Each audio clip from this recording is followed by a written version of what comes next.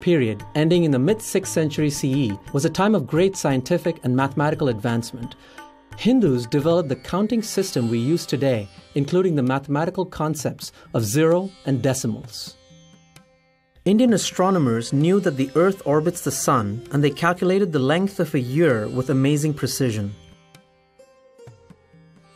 Medicine was so advanced that doctors were performing complex surgeries not equaled in Europe until the 18th century. India was the foremost supplier of steel to the world. In 400 CE, its foundries created an iron pillar which even stands today and has never rusted. Modern science cannot equal this feat. For thousands of years, India has been home to 1/4 of the human family. It has been honored as a nation of wealth and wisdom, and, of course, it is famous today as the world's largest democracy.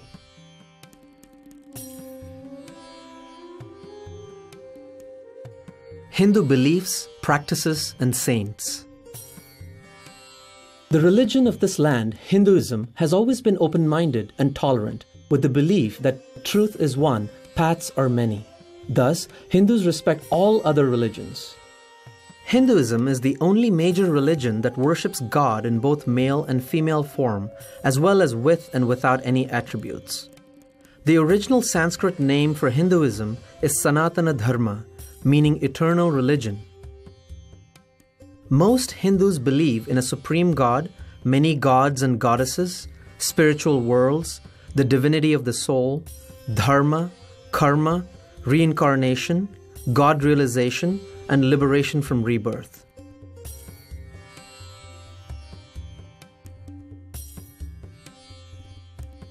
The Supreme God is known by various names depending on region and denomination. Brahman, Bhagavan, Shiva, Shakti, Vishnu, and more. He/she is all-powerful, all-knowing, all-loving, eminent, that is, present in all things, and transcendent, beyond them as well.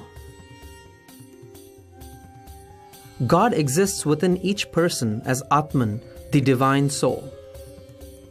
God realization describes the experience of the divine within oneself. This profound encounter with God is regarded as the ultimate goal of life. Hindus teach that every human being can know God personally.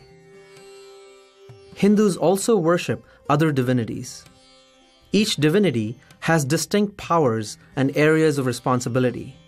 For example, Lord Ganesha is the remover of obstacles, Saraswati is the goddess of knowledge, and Hanuman is the god of service and devotion. Each Hindu freely chooses the deities he or she wishes to worship. Dharma is a cardinal concept in Hinduism.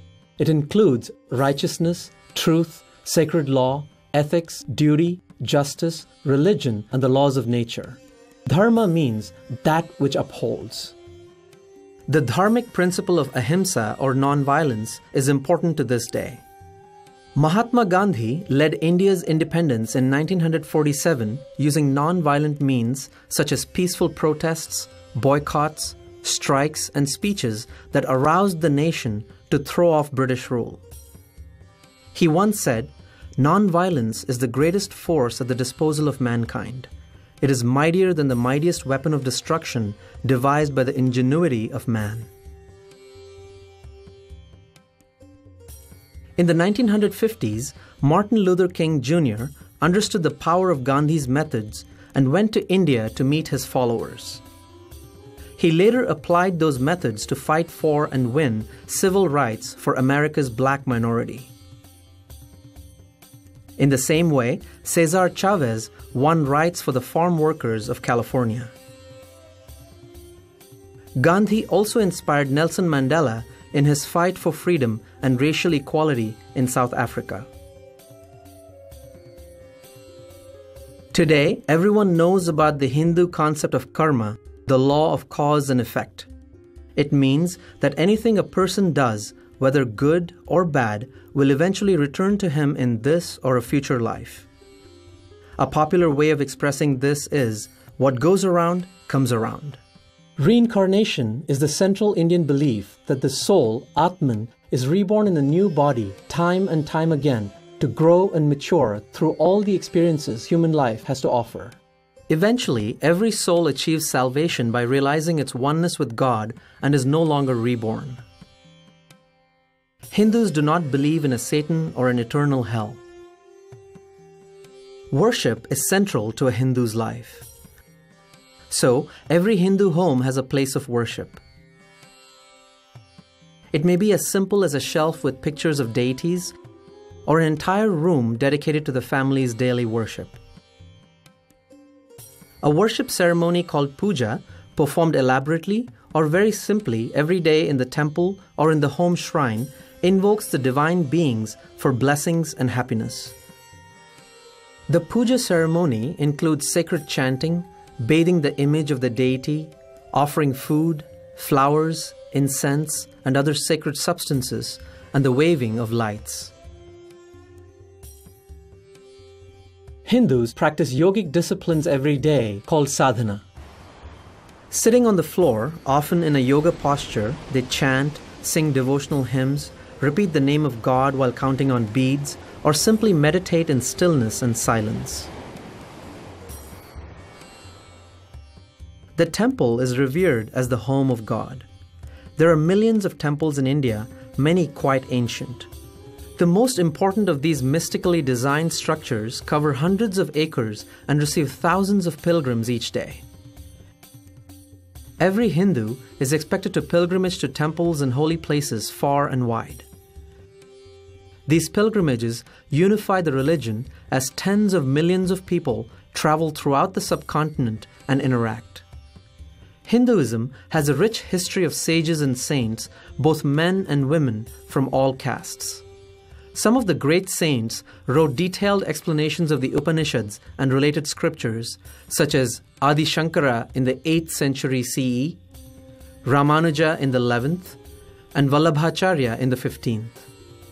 Others, including Sambandar, Mirabai, and Tukaram, expressed their experience of God through devotional songs. Recent saints include Sri Ramakrishna, Swami Vivekananda, Anandamayi Ma, Swami Narayan, and Shirdi Sai Baba. Millions of Swamis and other saintly souls make up the spiritual leadership within Hinduism. Swamis have renounced the world and taken up spiritual life full-time. Special among these are the gurus, enlightened men and women who serve as religious teachers. Some gurus have millions of followers, others are humble hermits. Hinduism has no central organization and no single dogma. No one person or institution is in charge. Instead, there are thousands of independent guru lineages, spiritual traditions, monastic orders, and religious institutions.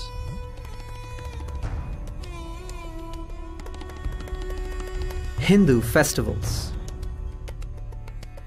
Hindus love festivals and enthusiastically celebrate many holy days each year.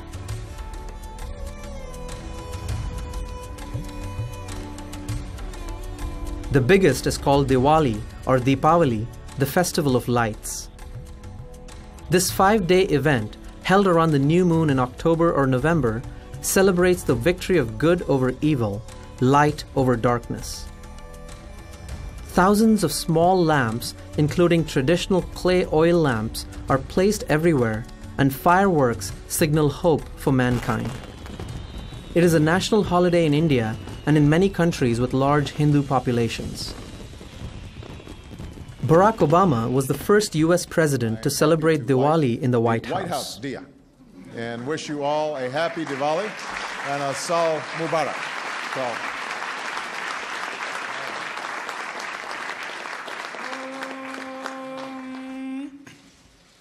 Asatoma Satkamaya Tamasoma Jyotirgamaya Mrityarma Amrutangamaya Shanti Shanti Shanti Hari.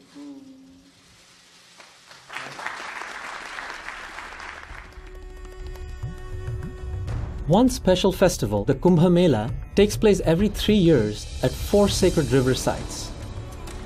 The 2013 Kumbh Mela was held at Prayag, which is modern-day Allahabad, in northern India. During the 6 weeks, 130 million people pilgrimaged there from all across India and the world. On one day alone, 30 million pilgrims were present. It was the largest human gathering ever held on earth. Hinduism has persisted for thousands of years because the dharma, faith, and culture have instilled in each Hindu a unique and strong sense of identity, family, and spiritual purpose. It endures because it is a dynamic religion which gives complete freedom of practice, accepts that there are many ways to worship God, and provides festivals, temples, pilgrimages, gurus, and scriptures to illumine the path, thereby celebrating life itself. We hope that this documentary has increased your understanding of Hinduism and its history.